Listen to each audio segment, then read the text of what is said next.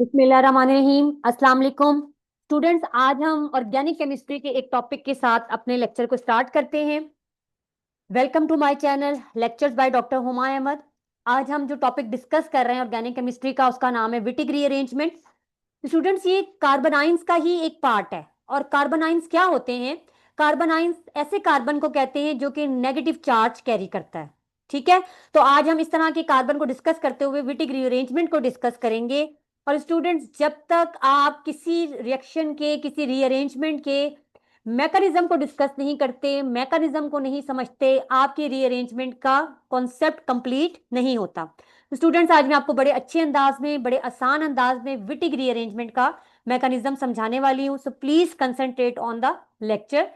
This reaction in which the carbonyl compounds, aldehydes and ketones are treated with phosphorus ylides, Wittig reagent to form alkenes is called Wittig reaction. It was discovered by Wittig.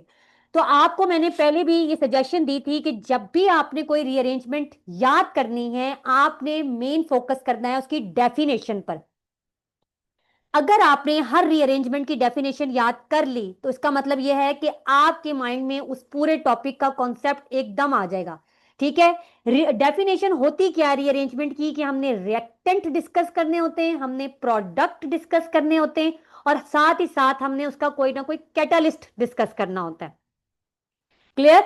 अब यहां पे वो कहता है कि carbonyl compound, carbonyl compound का मतलब सी double bond O, ये फंक्शनल ग्रुप मौजूद होना चाहिए। ये देखिए, ये वाला functional group C double bond O, ये ज्यादातर जो फंक्शनल ग्रुप हमारे पास कार्बोनाइल कंपाउंड के हैं, वो एल्डिहाइड को हम ज्यादातर डिस्कस करते हैं या फिर कीटोन्स को डिस्कस करते हैं। ये कीटोन का स्ट्रक्चर आपके सामने है कि कार्बोनाइल ग्रुप के दोनों तरफ अल्काइल ग्रुप हो जाए, और अगर एक अल्काइल ग्रुप की जगह हाइड्रोजन लगी हो तो हम उनको कहते हैं कि ये हमारे एल्डिहाइड्स हैं। ठीक है। यानी कि एल्डिहाइड्स एंड कीटोन्स को अगर हम ट्रीट करें फास्फोरस येलाइट के साथ, जिसको हमने विटिग रिएजेंट का नाम दिया, तो हमारे पास प्रोडक्ट क्या बनता है? अल्कीन्स बनते हैं। अल्कीन्स क्या होते हैं? जिनके अंदर हमारे पास डबल बॉन्ड प्रेजेंट होता है। ठीक है। डबल बॉन्ड आपको यहां पे भी नजर आ रहा है, डबल बॉन्ड यहां भी नजर आ रहा है, but this is the alkyne. ठीक है।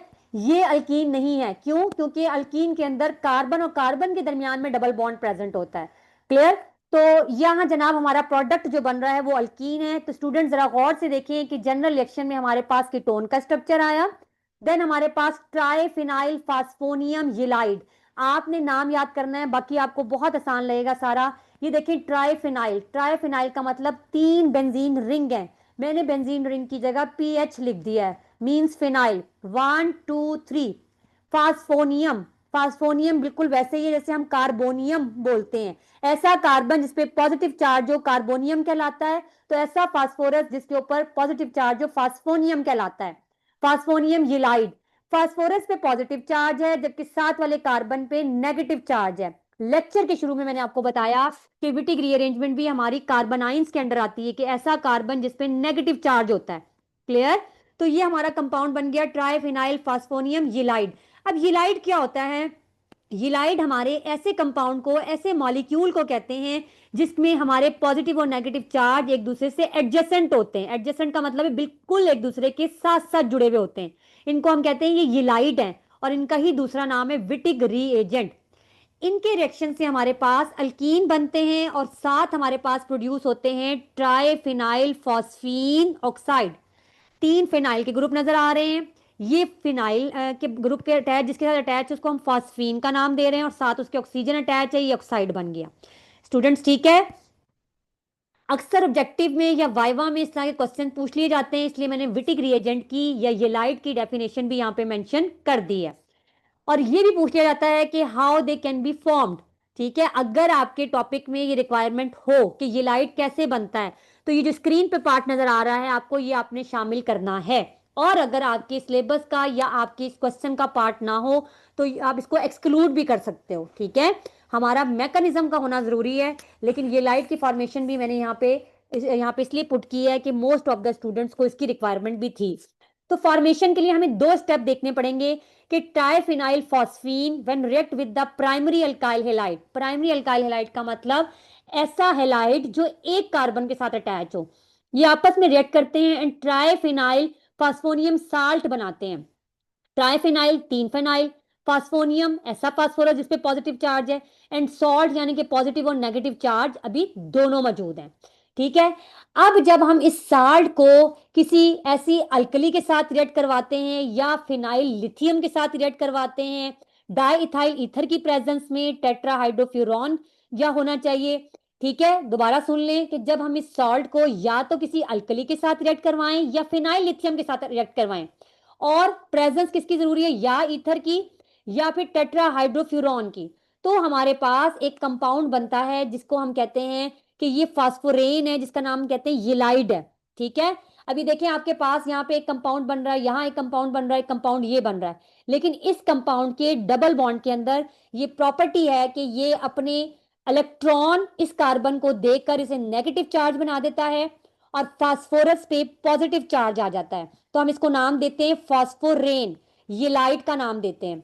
स्टूडेंट्स, अगर आप जरा 1 मिनट के लिए मैं खामोशी करती हूँ, आप जरा बताइएगा मुझे कि आपके माइंड में आता है कि ये जो कंपाउंड जिसके नीचे मेरा कर्सर है इसका क्या नाम है। चलें जी, अगर आप लोगों में से किसी को इसका नाम समझ आता हो तो मुझे कमेंट में जरूर बताइएगा कि ये कौन सा कंपाउंड है। फिनाइल, फिनाइल ग्रुप के साथ हाइड्रोजन की अटैचमेंट बहुत आसान है। ठीक है, पीएच फिनाइल और साथ उसके हाइड्रोजन, तो हमको हमारा ये कौन सा कंपाउंड बनता है, ये हमारा कंपाउंड का नाम आपने कमेंट में बताना है, क्योंकि आप में से मोस्ट ऑफ स्टूडेंट्स को इसका नाम पता होगा, इसका आंसर पता होगा। ठीक है। अब हम बात करते हैं मैकेनिज्म ऑफ रिएक्शन की। मैकेनिज्म ऑफ रिएक्शन क्या है? मैकेनिज्म ऑफ रिएक्शन वो कहता है कि हमारे पास 2 स्टेप्स के अंदर ये मैकेनिज्म होता है। स्क्रीन पे आपको दोनों स्टेप्स नजर आ रहे हैं। डियर स्टूडेंट्स, जब तक आप रिएक्शन का मैकेनिज्म स्टडी नहीं करते, उसकी डेप्थ में नहीं जाते, रीअरेंजमेंट आपको समझ नहीं आएंगी। ठीक है। तो मैकेनिज्म ऑफ रिएक्शन के लिए मेरे पास 2 स्टेप्स आपके स्क्रीन पे नजर आ रहे हैं। सबसे पहला स्टेप ये है कि नेगेटिव कार्बन ऑफ यूलाइड, ये देखें जनाब, ये यूलाइड है। यूलाइट के बारे में मैंने बताया था कि इसमें पॉजिटिव और नेगेटिव चार्ज एक दूसरे के कंजेक्टिव होता है, एक दूसरे के साथ साथ होता है। दूसरी बात मैंने बताई थी कि हम इसमें ऐसे कार्बन को पढ़ने वाले हैं जिसपे नेगेटिव चार्ज होगा, जिसको हम कार्बोनाइन का नाम देते हैं। और मैंने आपको ये भी बताया था डेफिनेशन बयान करते हुए कि हमने इसके अंदर कार्बोनाइल कंपाउंड को डिस्कस करना है। तो स्टूडेंट्स, जब हम कार्बोनाइल कंपाउंड, चाहे वो एल्डिहाइड हो चाहे वो कीटोन हो, उनको येलाइड के साथ रिएक्ट करवाते हैं, होता क्या है? होता ये है कि इस कार्बन का नेगेटिव चार्ज इस कार्बन के पॉजिटिव चार्ज पे अटैक कर जाता है। ठीक है, देखें यहाँ पे कार्बन पे नेगेटिव चार्ज है, लेकिन यहाँ पे इलेक्ट्रोनेगेटिविटी ऑक्सीजन की ज्यादा है, तो ऑक्सीजन नेगेटिव चार्ज कैरी करेगा, कार्बन पॉजिटिव चार्ज कैरी करेगा। तो कार्बन के पॉजिटिव और इस कार्बन के नेगेटिव ने आपस में बॉन्ड बना लेना है और हमारे पास एक कंपाउंड प्रोड्यूस होगा जिसको हम नाम देते हैं बिटेन का। ठीक है। अब क्वेश्चन ये रेज होगा कि बिटेन क्या होते हैं, आप लोगों के लिए नाम एक नया नाम होगा। तो बिटेन हम ऐसे कंपाउंड को कहते हैं जिनके अंदर जो ऑपोजिट चार्जेस होते हैं वो नॉन एडजेसेंट होते हैं, नॉन कंजेक्टिव होते हैं। मतलब ये देखिए, नेगेटिव चार्ज है, इसका साथ पॉजिटिव चार्ज मौजूद नहीं है, इसके साथ भी पॉजिटिव चार्ज मौजूद नहीं है, उसके साथ वाले एटम पे पॉजिटिव चार्ज मौजूद है। इसका मतलब जब हमारे पॉजिटिव और नेगेटिव चार्जेस एक दूसरे के नॉन एडजेसेंट हो तो हम उसको बिटेन का नाम देते हैं, और अगर वो एक दूसरे के एडजेसेंट हो तो हम उसको यूलाइट का नाम देते हैं। स्टूडेंट्स, ये बात आपको याद रहेगी कि अगर हमारे किसी कंपाउंड में पॉजिटिव और नेगेटिव चार्ज एक दूसरे के एडजेसेंट हो तो उसे हम येलाइट का नाम देंगे, और अगर एक दूसरे के एडजेसेंट ना हो, नॉन एडजेसेंट हो, तो हम उसको बिटेन का नाम देंगे। क्लियर? अब हम देखते हैं अपने स्टेप नंबर 2 को। स्टेप नंबर 2 हमारा क्या बताता है? स्टेप नंबर 2 हमारा ये बताता है कि जो बिटेन है ये इलिमिनेशन करवा देता है ट्राइफिनाइल फॉस्फीन ऑक्साइड की। ये देखें आपके सामने कंपाउंड आ रहा है ट्राइफिनाइल फॉस्फीन ऑक्साइड। ठीक है, ये कंपाउंड हमारे इसमें से इलिमिनेट हो जाता है और साथ हमारे पास जो चीज प्रोड्यूस होती है, हमारा जो प्रोडक्ट बनता है उसका नाम है अल्कीन। अब ये प्रोसेस हो कैसा रहा है? थ्योरी में तो मैंने आपको बता दिया कि betaine undergoes elimination of triphenyl phosphine oxide to produce alkene. अब होता क्या है ये देखिएगा जरा, ये मेरे पास बिटेन का मॉलिक्यूल है, यही वाला मॉलिक्यूल है जो अभी स्टेप नंबर 1 में आपको दिखाया था मैंने, यही वाला मॉलिक्यूल है। क्या करता है कि इसका नेगेटिव चार्ज इसके पॉजिटिव चार्ज के साथ बॉन्ड बना लेता है। नेगेटिव चार्ज और पॉजिटिव चार्ज जब आपस में बॉन्ड बना लेते हैं तो फिर दोबारा ये एरोज आपको शो करवा रहे हैं कि this bond will shift towards this bond, और ये डबल बॉन्ड बन जाएगा, और ये वाला बॉन्ड टूट के इधर आ जाएगा और ये भी डबल बॉन्ड बन जाएगा। स्टूडेंट्स क्लियर है? ये पिक्चर आपको होल होल जो है कहते हैं प्रोसेस को अंडरस्टैंड करवाने में हेल्प करेगी कि कैसे बॉन्डिंग की शिफ्टिंग होती है और हमारे पास ट्राइफिनाइल फॉस्फीन ऑक्साइड बनता है और उसके साथ अल्कीन बनता है। अब वो बताता है कि विटिक रीअरेंजमेंट की एक बहुत बहुत अच्छी या बहुत पॉजिटिव पॉइंट है कि लगता है ऐसे कि जैसे पता नहीं phosphine oxide, triphenyl phosphine oxide कैसे बनेगी, येलाइट क्या होता है, बिटेन क्या होता है, लेकिन ऐसा कुछ नहीं है। ये बड़ा इजी और बड़ा ही सिंपल जो है वो प्रोसीजर है, जिसके लिए हमें लेबोरेटरी में ज़्यादा ऑपरेटर्स की ज़रूरत भी नहीं होती। ये सारा प्रोसीजर बड़े आराम से एक सिंपल से एक सेम फ्लास्क में बड़े आराम से आप लोग कैरी आउट कर सकते हो। अब हम जब भी किसी रीअरेंजमेंट को पढ़ते हैं तो हम उसकी सिग्निफिकेंस को जरूर देखते हैं। स्टूडेंट्स, आपने याद जो यहाँ पे रखनी है बात वो ये है कि आपके इस रीअरेंजमेंट के दो स्टेप हैं, ठीक है? और आपके इस रीअरेंजमेंट का रिएक्टेंट एक कार्बोनाइल ग्रुप है और आपके इस रीअरेंजमेंट का जो प्रोडक्ट है वो अल्कीन है, ठीक है? और इसके अंदर रिएजेंट कौन सा यूज हो रहा है? विटिक रिएजेंट यूज हो रहा है, ठीक है? अब हम पढ़ने लगे हैं अपनी इस रीअरेंजमेंट की सिग्निफिकेंस। वो कहता है कि Wittig reaction is proved useful in synthesis of alkenes because it is applicable to a wide variety of compounds and any required alkene can be prepared by selecting a proper alkyl halide and aldehyde or ketone।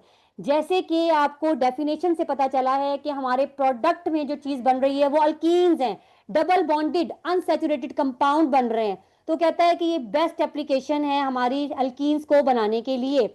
हम इससे अपने अपनी मर्जी की alkenes produce करवा सकते हैं। और सबसे इंपॉर्टेंट पॉइंट, सबसे इंपॉर्टेंट सिग्निफिकेंस इस रीअरेंजमेंट की क्या है कि इसके अंदर डबल बॉन्ड की पोजीशन के लिए कोई डाउट नहीं होता कि पोजीशन 2 पे है, 3 पे है, 4 पे या 5 है। ये रीअरेंजमेंट अपने डबल बॉन्ड की पोजीशन को भी जस्टिफाई करती है, अपने डबल बॉन्ड की पोजीशन को भी बताती है, ठीक है? अब आखिर में हमारा जो पर्पस होता है कि हम किसी भी रीअरेंजमेंट को क्यों पढ़ते हैं, मतलब हमें उसकी फार्मास्यूटिकल एप्लीकेशंस का पता होना चाहिए। तो Wittig reaction is use for the synthesis of alkyne containing drugs. हम ऐसी हर ड्रग को जिनमें अल्कीन मौजूद है विटिक रिएक्शन के जरिए पढ़ते हैं। Wittig reaction is also use in the synthesis of antibiotics like erythromycin. Erythromycin हमारा एक पोटेंट एंटीबायोटिक है, उसके लिए भी विटिक रिएक्शन की जरूरत है। इसके अलावा एंटीवायरल्स हैं, एंटी डिप्रेसेंट्स ड्रग्स हैं, उनकी सिंथेसिस में भी हमें विटिक से बहुत ज्यादा हेल्प मिलती है। हमारे बहुत से एनाल्जेसिक्स हैं जो पेन किलर्स कहलाते हैं, एंटी हिस्टामीन है, उनकी सिंथेसिस में भी हमें विटिक रिएक्शंस की जरूरत पड़ती है। तो स्टूडेंट्स, होप सो आपको आज का लेक्चर बहुत अच्छे तरीके से समझ आया होगा। मैंने पहले आपको डेफिनेशन बताई उसकी, उसके बाद मैंने आपको येलाइट के बारे में बताया, येलाइट के बनने के बारे में बताया, बिटेन क्या होते हैं बिटेन के बारे में बताया। फिर मैंने आपको बताया कि हम विटिक रिएक्शन को दो स्टेप में स्टडी करते हैं, वहां पे कहाँ पे बॉन्ड बन रहा है, कहाँ पे बॉन्ड टूट रहा है, वो चीजें हमने डिस्कस की आज के लेक्चर में। लेक्चर के आखिर में मैंने आपको विटिक रिएक्शन की सिग्निफिकेंस के बारे में बताया और फिर सबसे आखिर में हमने इसकी फार्मास्यूटिकल एप्लीकेशन को भी डिस्कस किया। मतलब ये कि जिस भी रीअरेंजमेंट को आप पढ़ते हैं उसके बहुत ढेर सारी सिग्निफिकेंसेस होती हैं, उसकी बहुत ढेर सारी फार्मास्यूटिकल एप्लीकेशंस होती हैं।